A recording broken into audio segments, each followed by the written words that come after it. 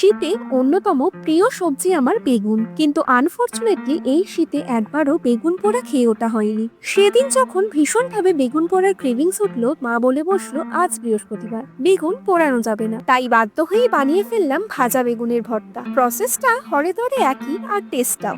এর জন্য বেগুনটাকে প্রথমেই গোল গোল করে কেটে নিয়েছি। এবার নুন হলুদ মাখিয়ে বেগুনগুলোকে রেখে দিয়েছি বেশ কিছুক্ষণ। ফ্রাইং প্যানে সর্ষের তেলে বেগুনগুলোকে এবার ভেজে নিয়েছি। ভাজা বেগুনগুলোকে তুলে ওই ফ্রাইং প্যানে দিয়ে দিয়েছি পেঁয়াজ কুচি, কয়েক কোয়া রসুন আর শুকনো লঙ্কা। সুন্দর করে সবটা ভেজে নিয়েছি। এবার শুধু সবটা মাখানোর পালা। থালার মধ্যে একে একে নিয়ে নিয়েছি ভাজা বেগুনগুলো, শুকনো লঙ্কা, ভাজা পেঁয়াজ কুচি আর ভাজা রসুনটা। স্বাদ মতো নুন দিয়ে প্রথমে শুকনো লঙ্কা আর রসুনটা মাখিয়ে বেগুন আর ভাজা পেঁয়াজটা ভালো করে মাখিয়ে নিয়েছি। এরপর এতে একে একে অ্যাড করেছি কাঁচা পেঁয়াজ কুচি আর একটু ধনেপাতা। সবটা ভালো করে মাখিয়ে লাস্টে একটু কাঁচা লঙ্কা কুচি দিয়ে মাখিয়ে নিয়ে রেডি ভাজা বেগুনের ভর্তা। রুটি বা ভাত যার সাথেই বলুন, খেতে কিন্তু দারুণ লাগে। এখন সাবস্ক্রাইব ফর মোর।